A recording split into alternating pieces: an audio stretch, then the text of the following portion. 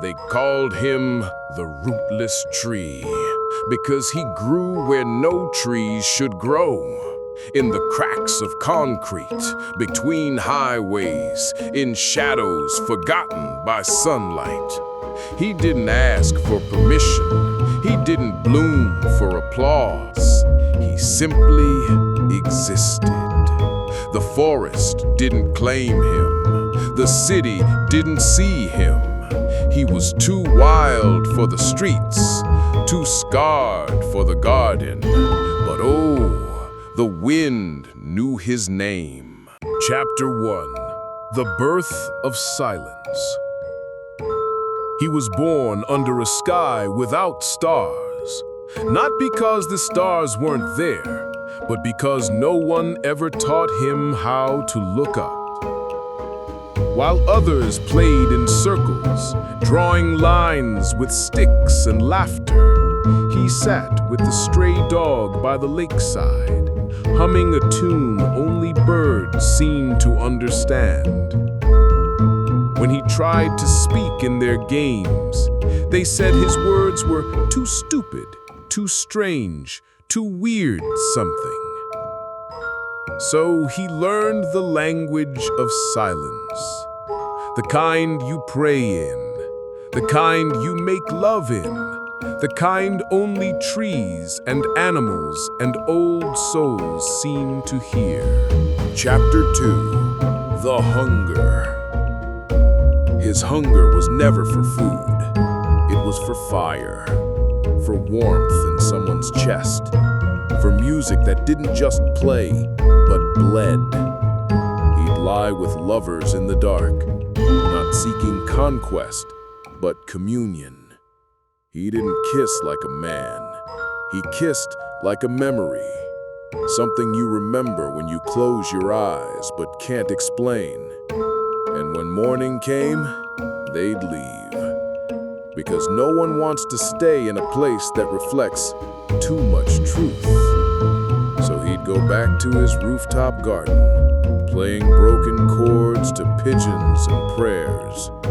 Alone again, but never empty. Chapter 3. The Quiet Rebellion. He never held signs. He never marched. But his rebellion was stitched into his spine. He'd say no where everyone said yes. He'd bow to animals, not men. He'd fight for love, but never demanded. People said he was difficult, uncompromising, too intense, too real. But he didn't care. Respect wasn't something he begged for. It was something he grew, like roots under his skin. Chapter 4. The Lovers and the Loneliness. There were nights he cried so quietly, even the moon didn't notice. He longed not for company, but for someone who would sit with his silence and not try to fix it. He loved deep, but often invisible. He'd write letters no one would read, compose songs no one would hear, kiss sleeping foreheads of cats and whisper, "I love you," to the wind. His love wasn't loud, but it was real, and that made it dangerous. Chapter 5. The Prayer.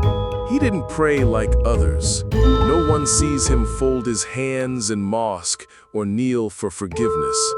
He prayed when he fed stray kittens, when he held the hand of a crying stranger, when he sang to the stars without lyrics.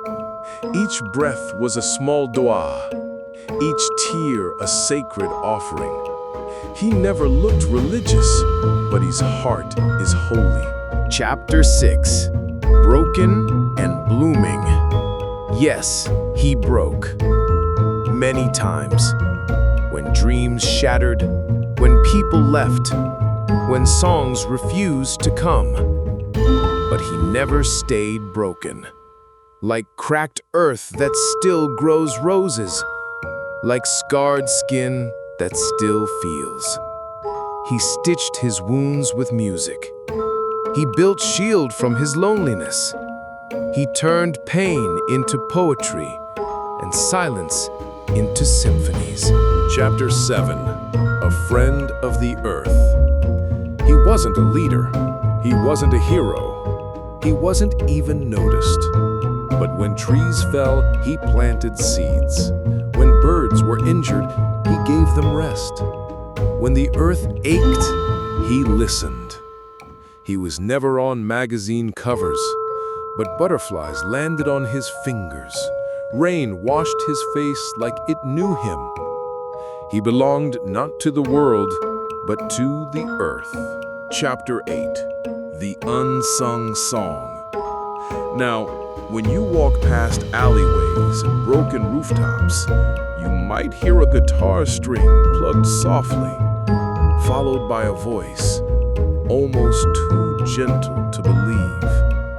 It is him, the outsider, the rootless tree, still growing, still fighting, still loving in the shadows.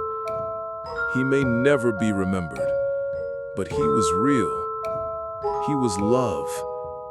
He was friendship without conditions, a rebel wrapped in warmth. And in that, he was free. The song of the rootless tree isn't in any book.